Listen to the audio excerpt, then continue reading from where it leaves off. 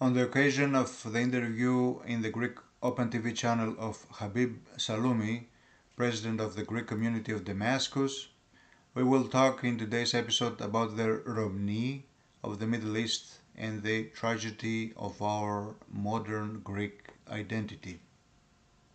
Η Ρωμανία πέρασεν, η Ρωμανία πάρθεν, η Ρωμανία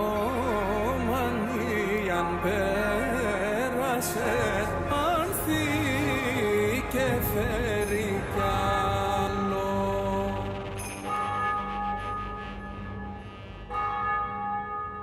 Hello dear friends, I'm Yannis Neonakis and you're watching another episode of our channel ealo, meaning not fallen, a channel dedicated to the study of our Roman tradition, of our Ρωμαϊκή tradition, of our Ρωμαϊκή identity, in order to be able to provide suggestions and answers to contemporary postmodern problems. So it was the morning of the last Sunday before Christmas, the 19th of last December. The television was showing uninteresting morning shows, especially a show called Everything That's Happening Now on the Greek Open TV channel.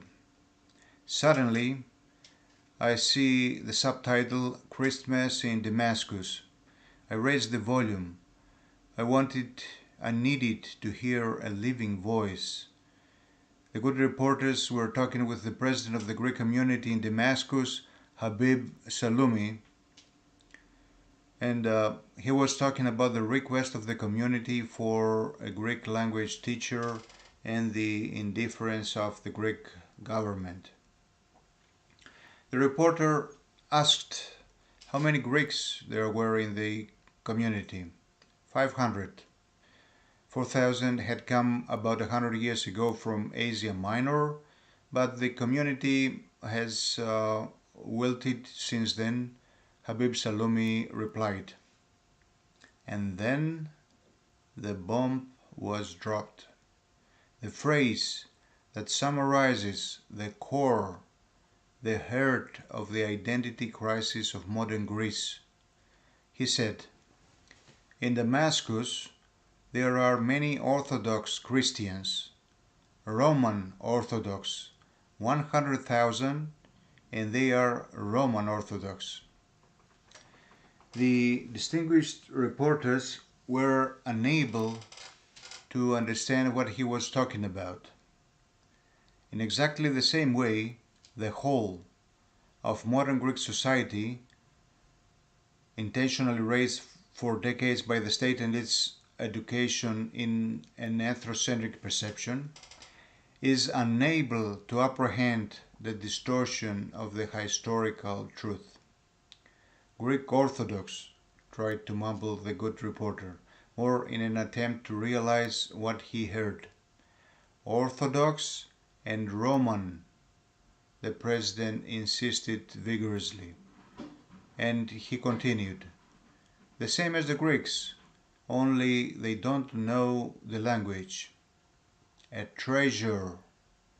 The president spoke today, on the eve of 2022, expressing a living 17th century long tradition with two simple phrases. He defined the identity of our people.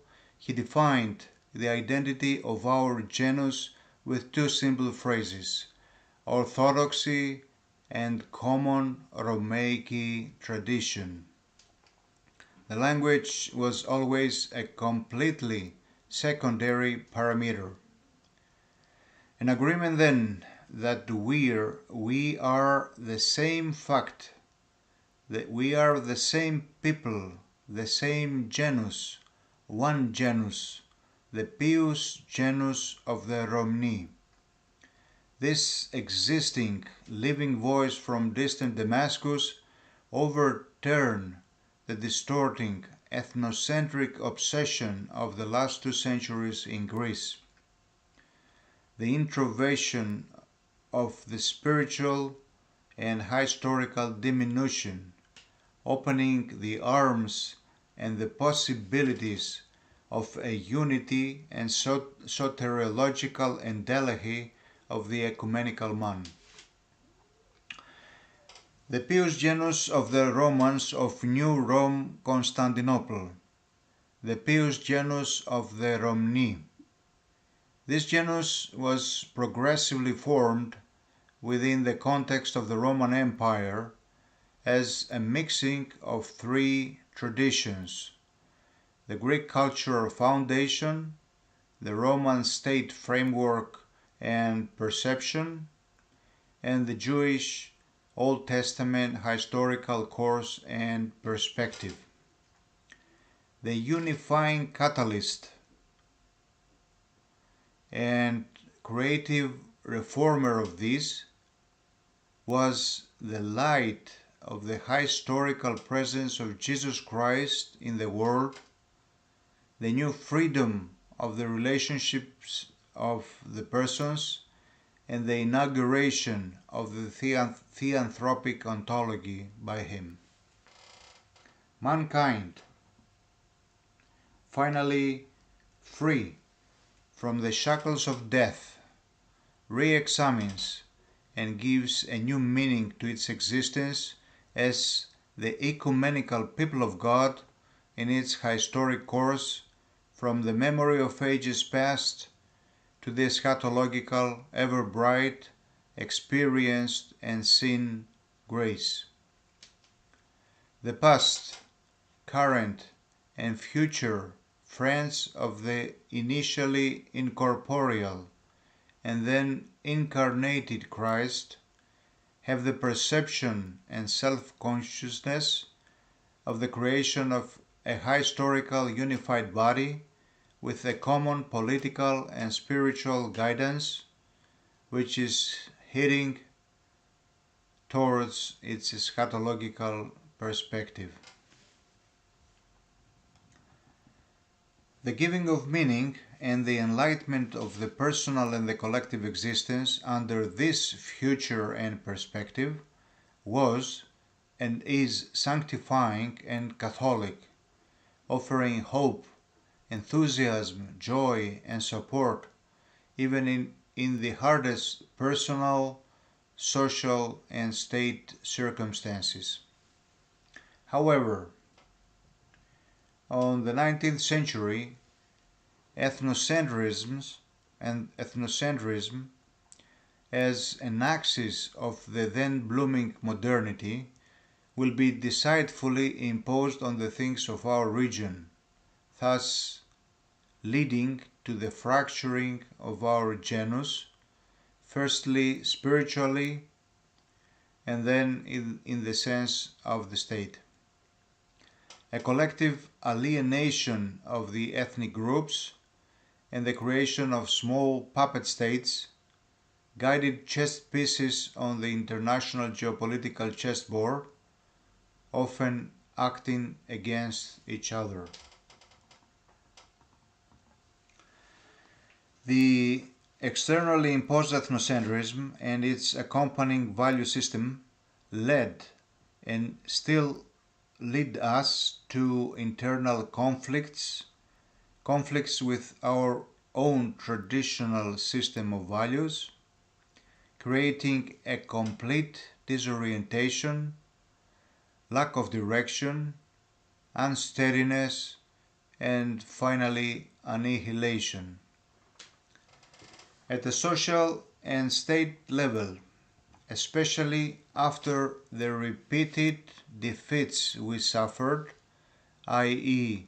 the Asia Minor catastrophe, the occupation of Cyprus by Turkey, the bankruptcy of 2010, and the current framework of serfdom, the state of dissolution keeps getting worse, with a lack of social coherency and inability to form strategy and meaningful objectives. Our collective on the edge of historical annihilation. Our state just a simple satellite of the West, and especially a West that's teetering under the weight of its own internal cultural degeneration and erosion. A West where every person is depersonalized and transformed to a simple consumeristic and hedonistic unit with no spiritual claims and objectives, completely integrated and assimilated in the framework of techno-feudalism, under complete control by a few superior centers.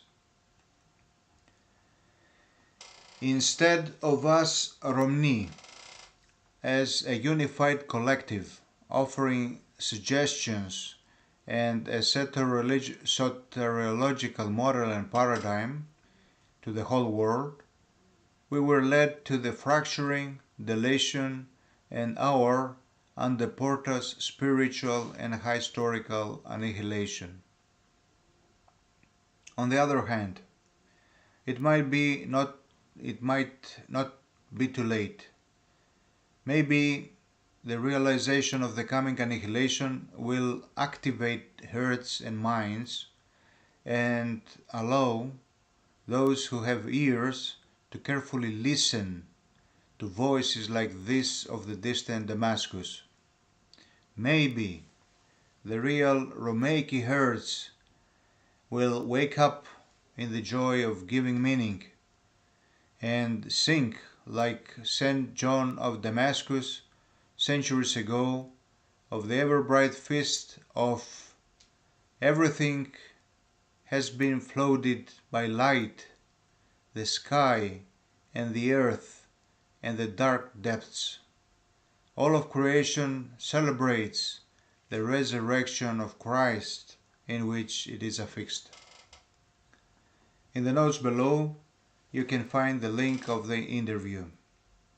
Dear friends, these were what we had to say today. If you liked the video, upload, comment, like, subscribe to the channel and discuss it with your friends. Until next time, take care.